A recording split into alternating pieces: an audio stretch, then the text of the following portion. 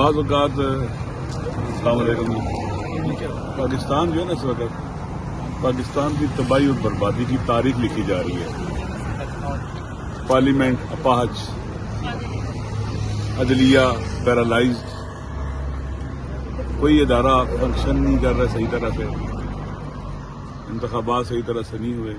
پاکستان کی تباہی کی تاریخ ہے جو لکھی جا رہی ہے۔ بار بار عدلیہ کے دروازے پر دستک دیتے ہیں کہ شاید ضمیر جاگ جائے اور لوگ بھی یاد رکھیں گے، اور جب پڑھیں گے پاکستان کی تاریخ کو تو ہر ایک کا چہرہ سب کے سامنے آ جائے گا، کیونکہ ہم نہیں رہیں گے، یہ بلڈنگیں ہوں گی، یہ سڑکیں ہوں گی، انشاءاللہ پاکستان بھی ہوگا، پاکستان کے عوام بھی ہوں گے، لیکن اس پاکستان کی تاریخ جو سیاہ چیپٹر ہے نا وہ بھی ہوگا اور خوبصورت چیپٹر بھی ہوگا۔ اس کا صفحے کے دو کیا کہتے ہیں کہ تصویر کے دو رخ ہوتے ہیں۔ ایک تصویر کا سیاہ رخ ہوگا جس کے اس کے اندر سیاہ لوگوں کا، جن کے چہرے سیاہ، جن کے ذہن سیاہ، جن کے دل سیاہ، جن کی سوچیں سیاہ ہیں، ان کا ہوگا۔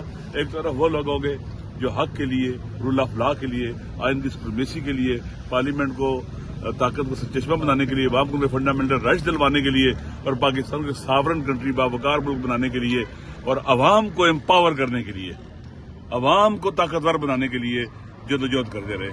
اور یہی راستہ سچ کا راستہ ہے، حق کا راستہ ہے، اور یہی وہ راستہ جس پر نجات مل سکتی ہے۔ علامہ صاحب آج چیف جسٹس صاحب مصروف ہے سر، آج انہوں نے کیس منسوخ کر دیا، کیا کہیں گے؟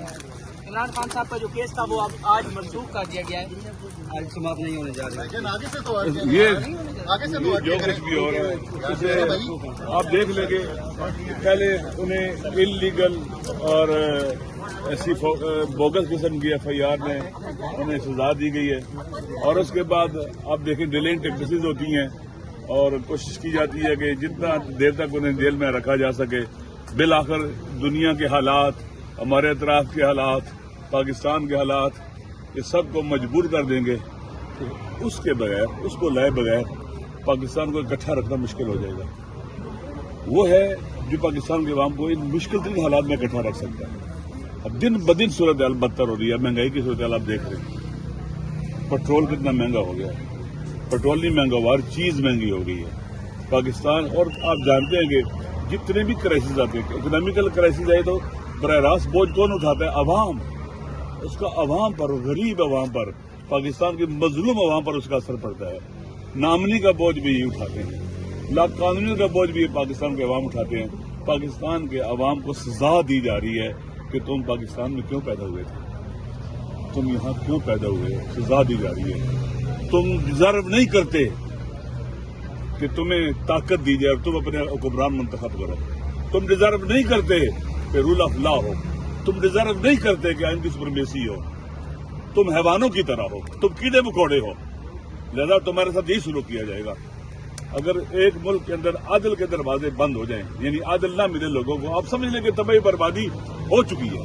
اس تباہی بربادی کو کوئی راستہ روک ہی نہیں سکتا۔ عدل کے ذریعے معروف ہے کہ ظلم کے ذریعے سسٹم چل سکتا ہے، مولا جی کا قول ہے، لیکن عدل کے ذریعے نظام نہیں چل سکتا۔ اس نظام نے عدل کے بغیر کفر کے ساتھ سسٹم چل سکتا ہے، ظلم کے ساتھ نہیں چل سکتا۔ جب ظلم آ جاتا ہے، عدل فقدان ہو جاتا ہے تو سسٹم نے ڈھہ نہیں ہوتا ہے، تو وہ برباد ہونا ہی ہوتا ہے۔ لیکن سر ہم دیکھ رہے ہیں سر ہم دیکھ رہے ہیں ظلم بھی، اور بڑا سنہری موقع تھا آپ لوگوں کے پاس کہ آپ لوگ عوام کے ساتھ روڈوں پہ نکلتے، جب 458 روپے پیٹرول ہوا، کیا سمجھتے ہیں اپوزیشن اس طرح کردار ادا نہیں کر رہی؟ دیکھیں اس وقت پاکستان کے جو حالات ہیں، دنیا کے جو حالات ہیں، ہمارے حکمرانوں کو ہوش کے ناخن لینے چاہیے، سب کو بلانا چاہیے، تمام سٹیک ہولڈرز کو جمع ہونا چاہیے، اور پاکستان کے اندر ریکنسولیشن کر کے پاکستان کو یہاں سے حالات سے نکالنا چاہیے۔ اگر پاکستان کے عوام اب نکلے نا 26 نومبر کے بعد، گولیاں ماری ہیں انہوں نے، اب جب نکلیں گے نا تو کوئی گھر واپس جانے کے لیے نہیں نکلے گا، یہ ذہن میں رکھ لینا۔ بعض اوقات السلام علیکم، پاکستان جو ہے نا اس وقت پاکستان کی تباہی اور بربادی کی تاریخ لکھی جا رہی ہے۔ پارلیمنٹ اپاہج، عدلیہ پیرالائزڈ، کوئی ادارہ فنکشن نہیں کر رہا صحیح طرح سے، انتخابات صحیح طرح سے نہیں ہوئے۔ پاکستان کی تباہی کی تاریخ ہے۔ जो लिखी जा रही है। बार बार अदलिया के दरवाजे पर दस्तक देते हैं कि शायद ज़मीर जाग जाए और लोग भी याद रखेंगे, और जब पढ़ेंगे पाकिस्तान की तारीख को तो हर एक का चेहरा सबके सामने आ जाएगा। क्योंकि हम नहीं रहेंगे, ये बिल्डिंगें होंगी, ये सड़कें होंगी, इंशाल्लाह पाकिस्तान भी होगा, पाकिस्तान के अवाम भी होंगे, लेकिन इस पाकिस्तान की तारीख के जो स्याह चैप्टर है ना, वो भी होगा और खूबसूरत चैप्टर भी होगा उसका। सफ़े के दो क्या कहते हैं कि तस्वीर के दो रुख होते हैं। एक तस्वीर का स्याह रुख होगा जिसके उसके अंदर स्याह लोगों का, जिनके चेहरे स्याह, जिनके जहन स्याह, जिनके दिल स्याह, जिनकी सोचें स्याह हैं, उनका होगा। एक तरफ वो लोग होंगे जो हक के लिए, रूल ऑफ लॉ के लिए, आइन की सुप्रीमेसी के लिए, पार्लियामेंट को ताकत को चश्मा बनाने के लिए, अवाम को फंडामेंटल राइट्स दिलवाने के लिए, और पाकिस्तान को सॉवरेन कंट्री बावकार मुल्क बनाने के लिए, और अवाम को एम्पावर करने के लिए, अवाम को ताकतवर बनाने के लिए जदोजहद करते रहे। और यही रास्ता सच का रास्ता है, हक का रास्ता है, और यही वो रास्ता है जिस पर निजात मिल सकती है। लामा साहब आज चीफ जस्टिस साहब मसरूफ है सर, आज उन्होंने लिस्ट मंसूख कर दिया, क्या कहेंगे? इमरान खान साहब का जो केस था वो अब आज मंसूख कर दिया गया है, आज समाप्त नहीं होने जा रहा है। ये जो कुछ भी हो रहा है उसे आप देख लेंगे। पहले उन्हें इलीगल और ऐसी बोगस किस्म की FIR में उन्हें सजा दी गई है, और उसके बाद आप देखें डिलेइंग टेक्निक्स होती हैं और कोशिश की जाती है कि जितना देर तक उन्हें जेल में रखा जा सके। बिल आखिर दुनिया के हालात, हमारे अतराफ के हालात, पाकिस्तान के हालात, ये सब को मजबूर कर देंगे। तो उसके बगैर, उसको लाए बगैर पाकिस्तान को इकट्ठा रखना मुश्किल हो जाएगा। वो है जो पाकिस्तान के अवाम को इन मुश्किल तरीन हालात में इकट्ठा रख सकता है।